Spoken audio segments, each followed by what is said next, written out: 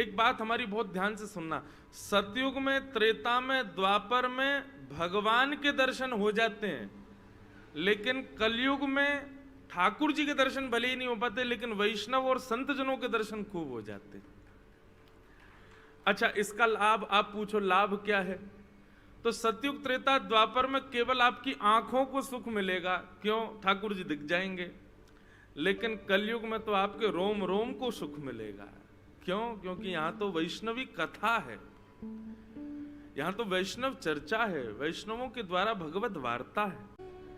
यत् फलम नास्ति तपसा ना योगेन न समाधिना तत्फलम लभते सम्यक कलौ केशव कीर्तनात्।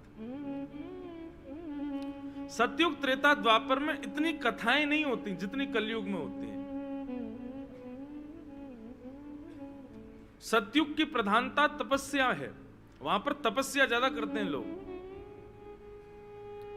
त्रेता की प्रधानता यज्ञ, हवन, होम। द्वापर की प्रधानता मूर्ति सेवा और मूर्ति पूजा। कलयुग की प्रधानता हरि चर्चा, कथा।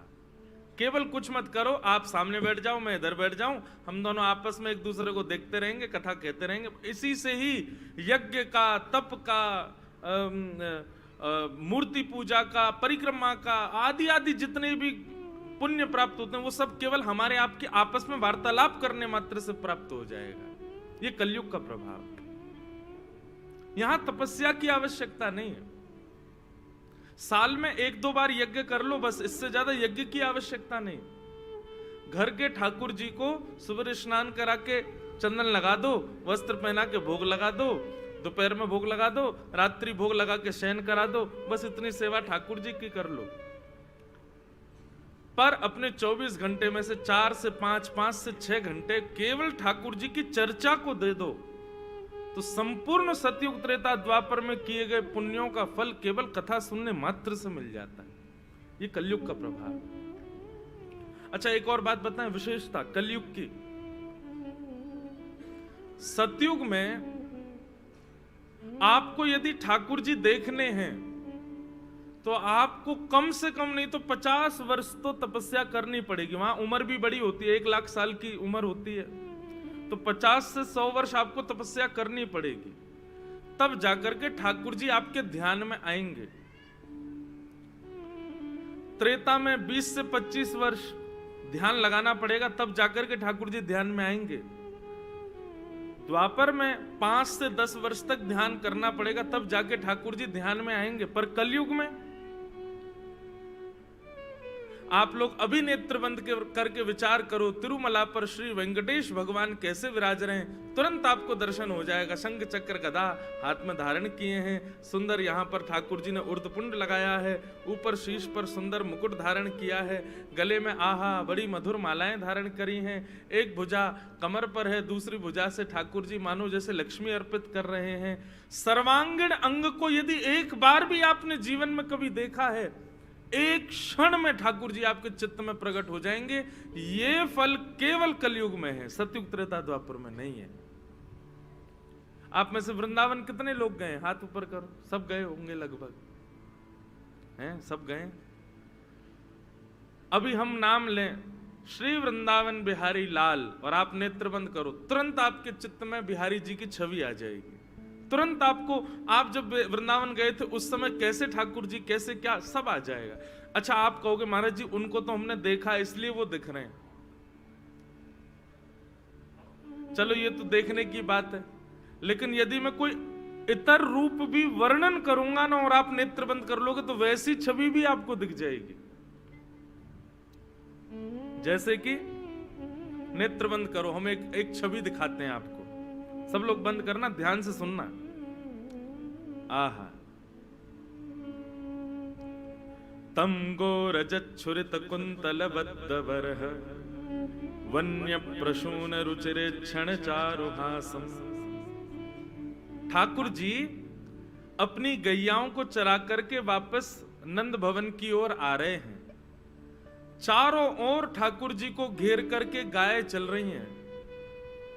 तभी सूर्य के प्रकाश पड़ने से ठाकुर जी के मस्तिष्क पर, गालों पर सुंदर सुंदर पसीने आ रहे हैं।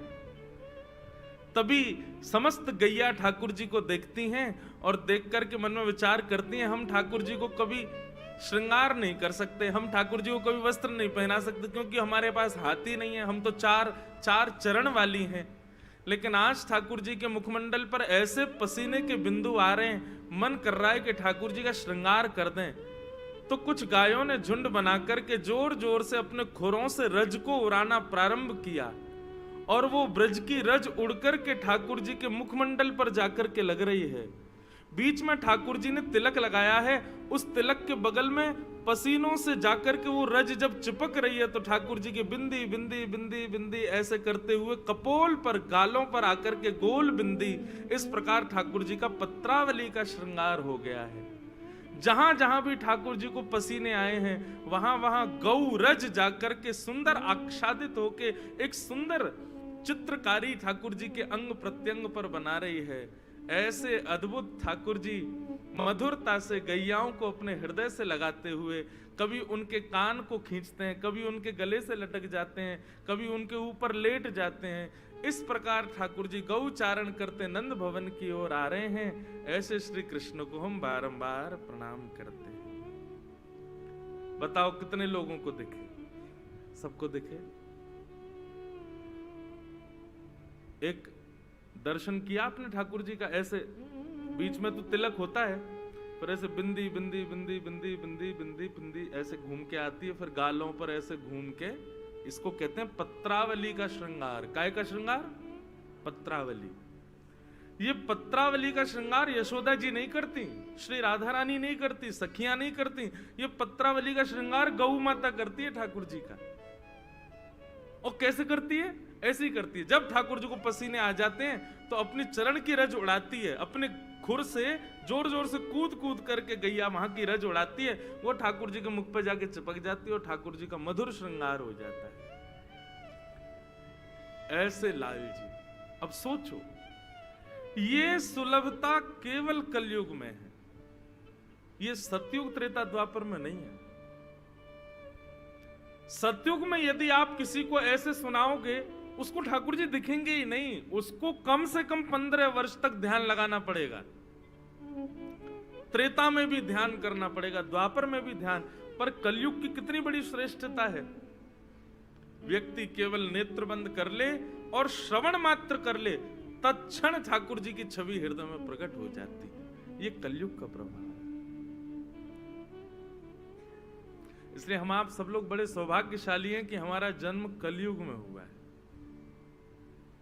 क्योंकि यहां ठाकुर जी नेत्रों को नहीं दिखते, बाकी अनुभव होते हैं, रोम रोम को उनका अनुभव होता है, कानों से ही चित्त में प्रविष्ट हो जाते हैं। प्रविष्ट कर्ण रंध्रेन। कलयुग में सबसे प्रधान इंद्रिय मानव शरीर में कान है। बस इनसे शुद्ध सुनना यदि व्यक्ति प्रारंभ कर दे, जीवन में पाप नहीं करेगा वो। कानों को शुद्ध कर ले अपने। वैसे तो पाप प्रवेश के 2 द्वार बताए गए, नेत्र और कान। पर मैं ऐसा मानता हूं, यदि कोई व्यक्ति जीवन में कभी भद्र अभद्र सुने ही ना, ऐसा व्यक्ति अभद्र देखेगा भी नहीं। पाप प्रवेश करने का ये बहुत विशेष द्वार है। यहां से सदा कथा को ही प्रवेश कराओ, सदा चित्त में ठाकुर जी श्यामा श्याम विराजे रहेंगे। आहा, और कोई इच्छा नहीं रहेगी। तो हम लोग बड़े सौभाग्यशाली बंधु हैं ऐसे कलयुग में हुए, जहां कलयुग में ठाकुर जी का दर्शन बड़ा सहज है। जिस कलयुग में मीराबाई जैसी भक्ता हुई, तुलसीदास जैसे भक्त हुए, करमेती बाई हुई, सतयुग त्रेता द्वापर में होते तो शायद ठाकुर जी दिख जाते, लेकिन इतने भक्तों के दर्शन हमको नहीं हो पाते। इसलिए भैया बड़ा सौभाग्य है हमारा कि इस कलयुग का हम लोग सार्थक रूप से उपयोग कर रहे हैं कि हम इस कलयुग में कथा सुन रहे हैं।